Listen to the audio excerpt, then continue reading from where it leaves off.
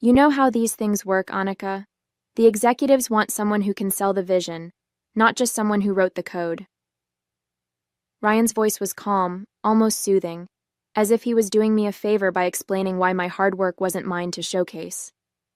I sat frozen in the conference room chair, my pulse pounding in my ears. "But it's my project," I managed to say, my voice barely above a whisper. "I've been working on it for months." Ryan smiled, that infuriating, patronizing smile he always gave when he thought he was being magnanimous. "And I'll make sure the team gets full credit. You've done amazing work, Annika.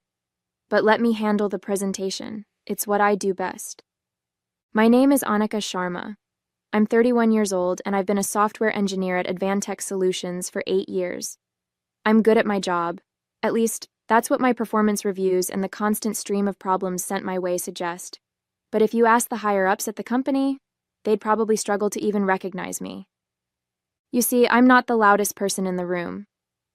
I hate interrupting people, and I rarely fight for attention. My parents always taught me that humility and hard work would eventually be recognized. My dad loved to say, "Don't shout your success from the rooftops. Let others sing your praises for you." That advice worked well enough in school, but in the corporate world, I'd quickly learned that silence didn't bring applause.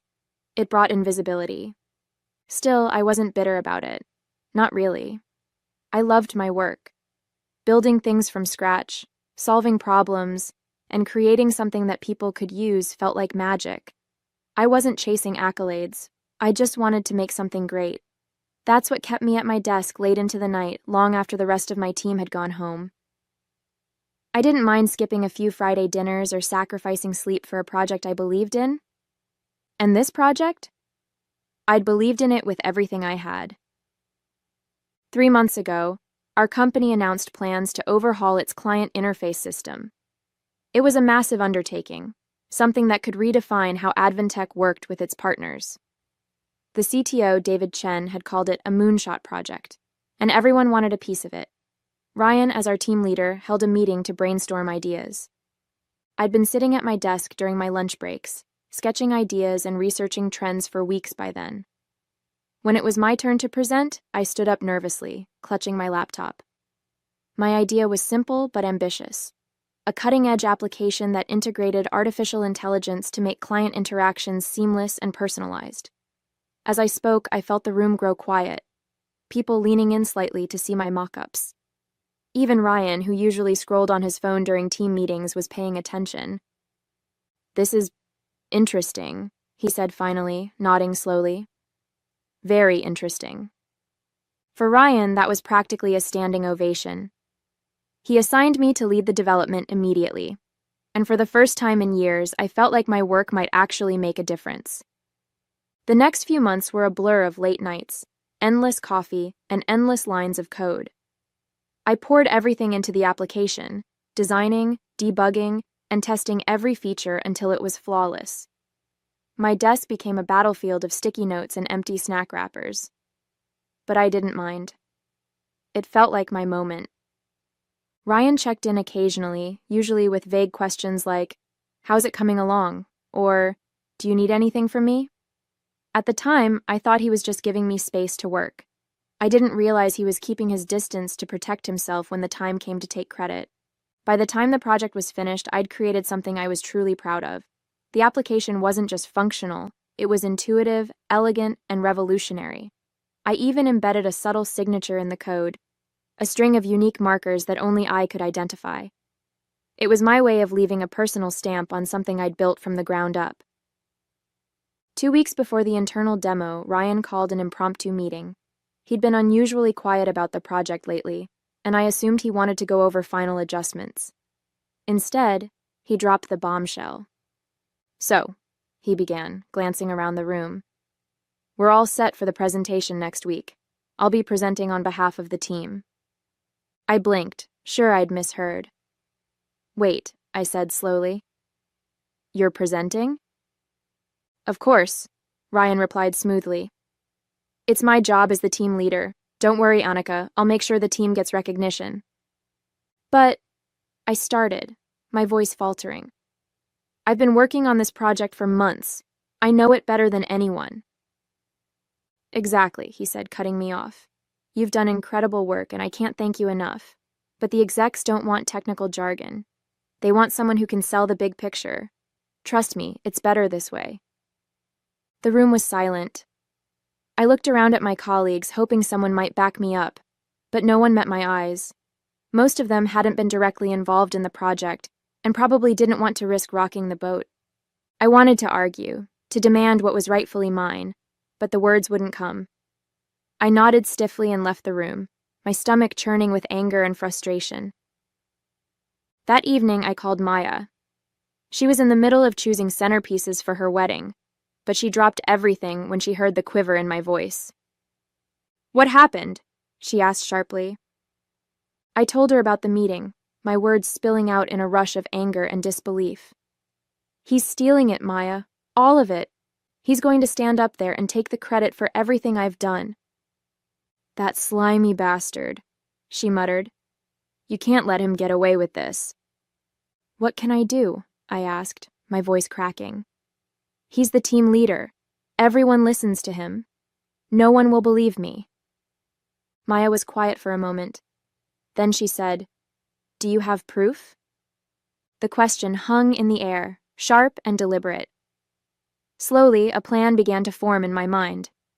Ryan's internal presentation was the first of many humiliations.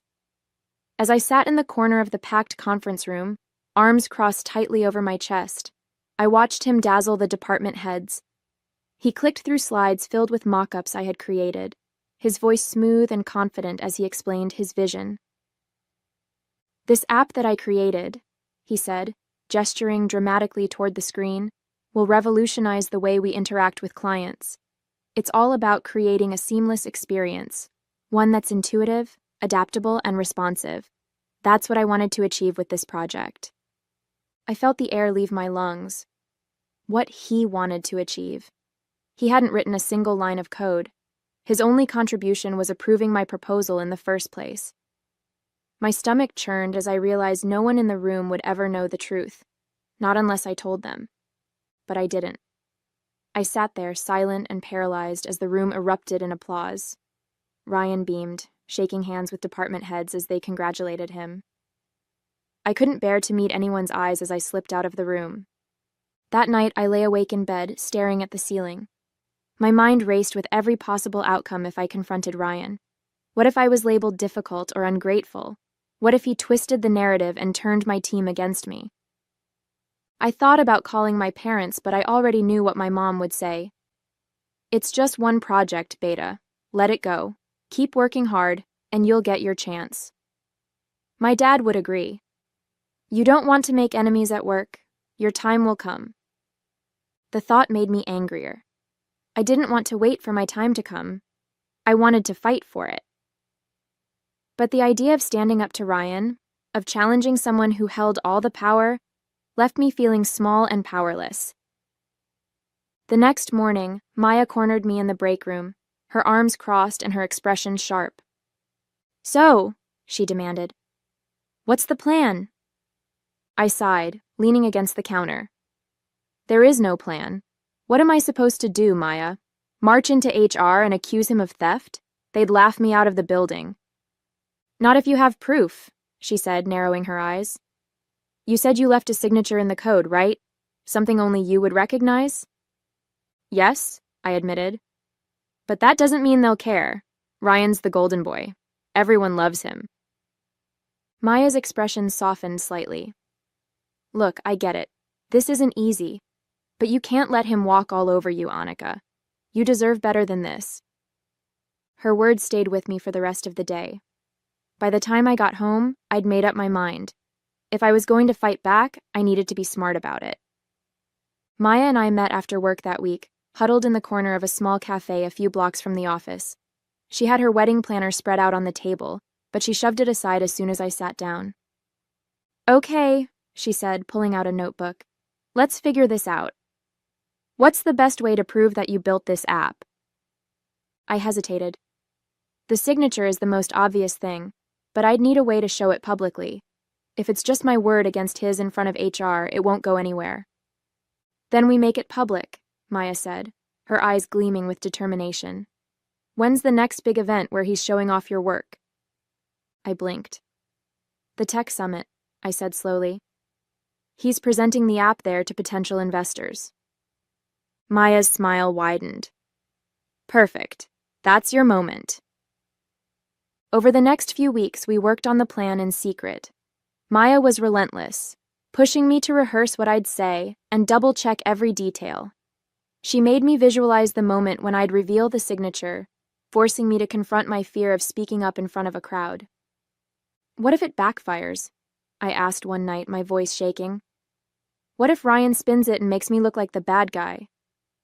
Then you keep pushing, Maya said firmly. You have the truth on your side, Annika.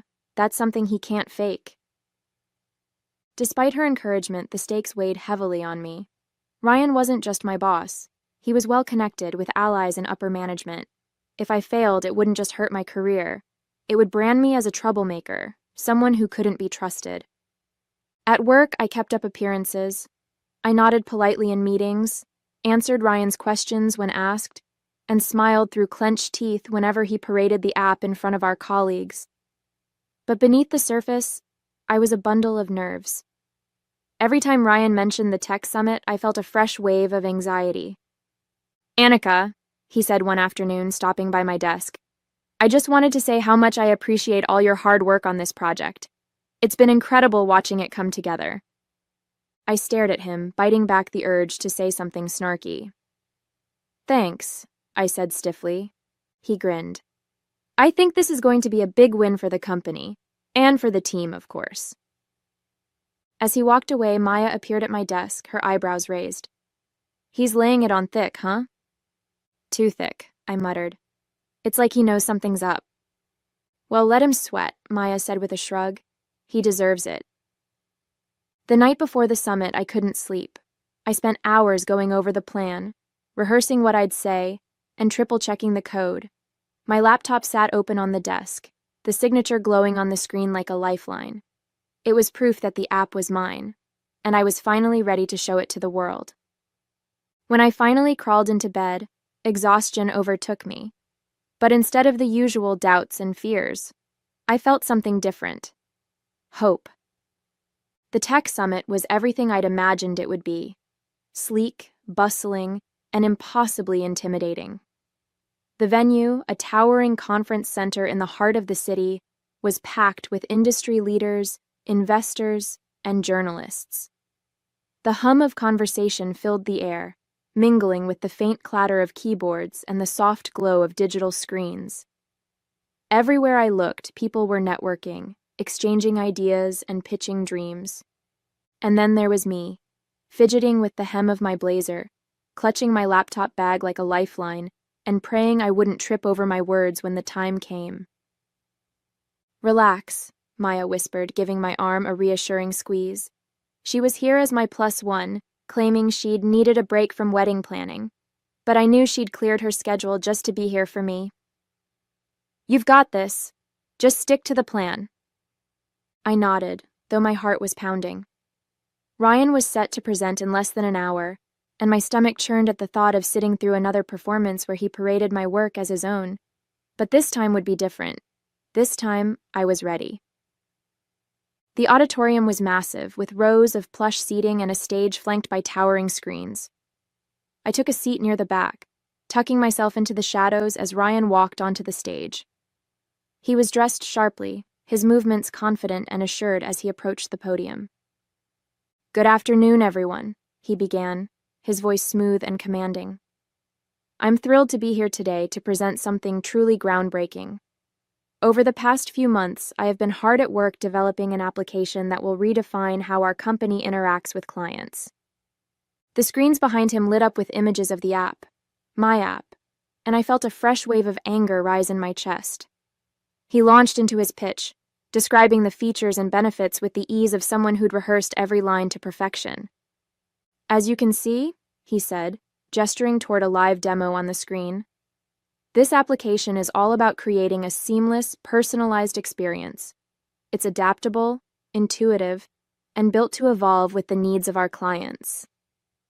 The audience murmured appreciatively, and I gripped the edge of my seat, my nails digging into the fabric. Every word he spoke felt like a punch to the gut. This was my work, my vision, and he was standing there basking in the spotlight like he'd built it himself. I glanced at Maya, who gave me a small nod.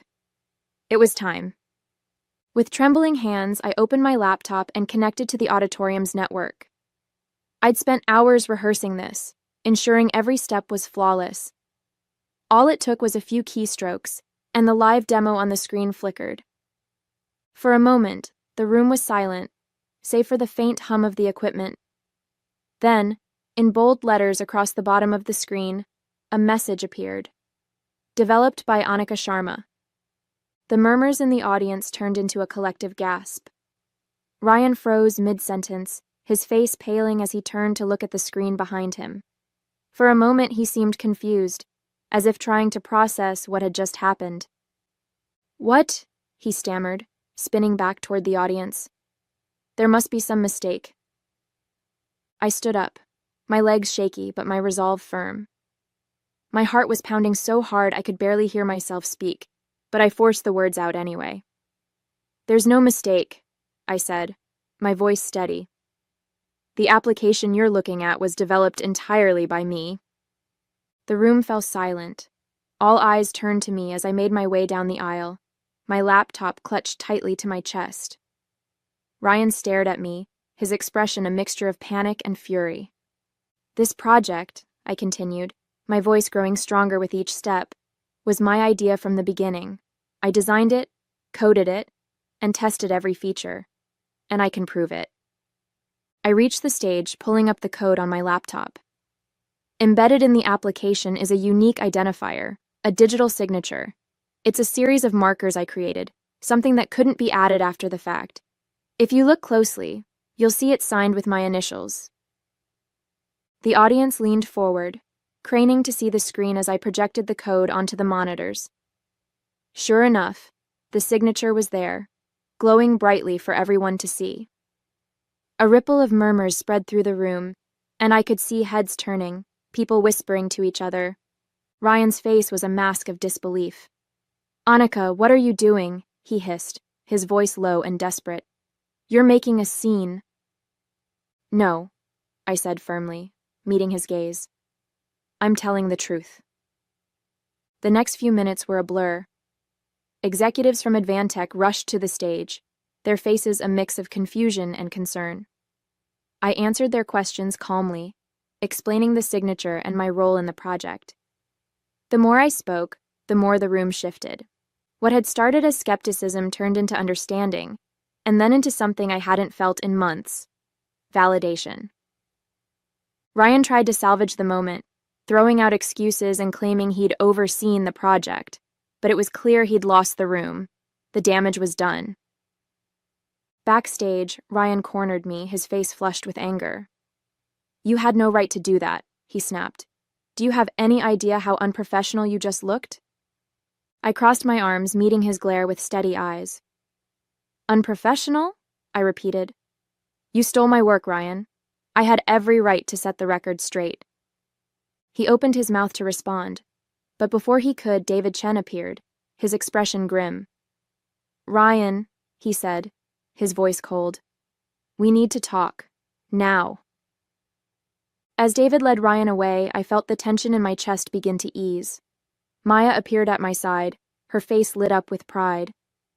"You were amazing," she said, pulling me into a tight hug. "That was the best thing I've ever seen." For the first time in months, I felt like I could breathe again. I'd done it. I'd reclaimed my work, my voice, and my dignity. The tech summit concluded in chaos. Ryan disappeared shortly after his backstage meeting with David Chen, leaving a flurry of unanswered questions and speculative whispers in his wake. For the rest of the day, colleagues and attendees stopped me in the hallways, their expressions ranging from surprised to genuinely impressed. "Anika, that was bold," one coworker said cautiously. "I didn't know you had it in you." "I always knew you were talented," another chimed in. "But wow, that took guts." I nodded politely, unsure how to respond. The validation was gratifying, but it didn't erase the months of frustration and self-doubt. If anything, it made me wonder why it had taken such a public display for people to finally see my worth. By the next morning, Ryan's desk was empty. Word spread quickly that he'd been placed on administrative leave pending a full investigation. I couldn't bring myself to feel sorry for him. If anything, I felt relieved. Relieved that the weight of his shadow was finally gone. David called me into his office that afternoon. He looked tired, as though the events of the summit had aged him overnight. "Annika," he began, gesturing for me to sit. "First, I owe you an apology. We should have caught this sooner." I blinked, surprised. "It wasn't your fault," I said carefully. "Ryan knew how to cover his tracks." David sighed, leaning back in his chair. "That doesn't excuse it. What happened was unacceptable, and I want you to know we're taking steps to ensure it never happens again. As for your work on the application," he hesitated, then offered a small, genuine smile. "You've done something incredible. We want to make sure you get the recognition you deserve." The following week, David stood before the entire company during the all-hands meeting and did something I never thought I'd see. He acknowledged me. Not just in passing, but with a full, detailed account of my contributions to the project. "Annika Sharma single-handedly developed the application that is now setting a new standard for our industry," he said, gesturing toward me as the room erupted in applause. It felt surreal. For so long, I'd been invisible, a quiet worker in the background, overshadowed by louder voices. Now the spotlight was on me, and for the first time, I didn't feel the urge to shy away from it.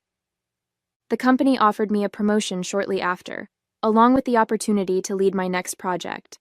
At first, I hesitated. Part of me worried that stepping into the spotlight again might invite more scrutiny, or worse, another Ryan. But Maya's voice echoed in my head, "You deserve better than this." And so I accepted. Slowly, I began to rebuild my confidence, leaning into the parts of myself I'd always been afraid to show. I spoke up more in meetings, reached out to colleagues for feedback, and even started mentoring junior developers. The more I pushed myself, the more I realized that being seen didn't mean being vulnerable. It meant being brave. Months after the summit, life felt different. Not wildly so. I still spent my mornings fighting with my alarm clock, and my evenings unwinding with tea and a book. But there was a quiet shift, an undercurrent of confidence that hadn't been there before. At work, I no longer hesitated to share my ideas. In meetings, I raised my hand instead of waiting for someone to call on me.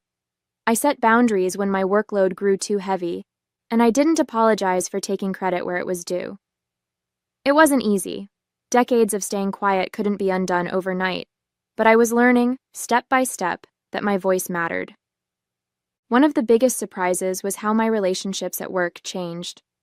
Some colleagues, especially those who'd been indifferent to Ryan's antics, were distant at first, unsure of how to approach me. But others, like Maya, rallied around me, becoming more than just coworkers. We celebrated small wins together, shared frustrations over impossible deadlines, and even joked about forming a Team Annika fan club. For the first time, I felt like I belonged, not just in the office, but in my own skin. Personally, the journey had been just as transformative. One Saturday afternoon, my dad called to ask about work. "We saw the article about your app," he said, pride evident in his voice. "Your mom's been showing it to everyone, even the neighbors." I laughed, picturing my mom waving her phone at unsuspecting aunties in the neighborhood. "Thanks, Dad. It's been a lot, but good." He hesitated.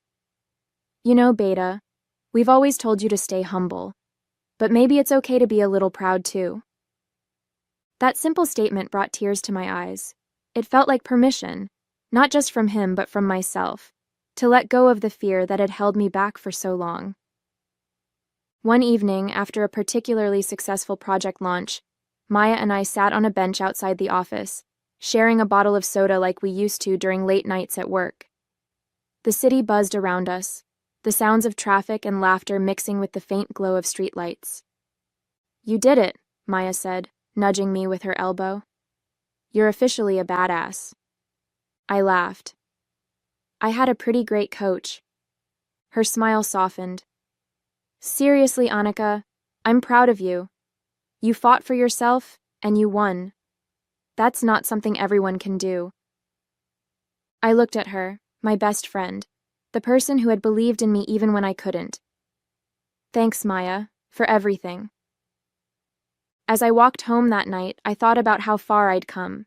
The girl who had once been too afraid to speak up was gone, replaced by someone stronger, braver, and more willing to take risks. The road ahead wasn't perfect. I knew there would be more challenges, more moments of doubt, but I felt ready for them. I wasn't just surviving anymore, I was thriving, and it felt like only the beginning.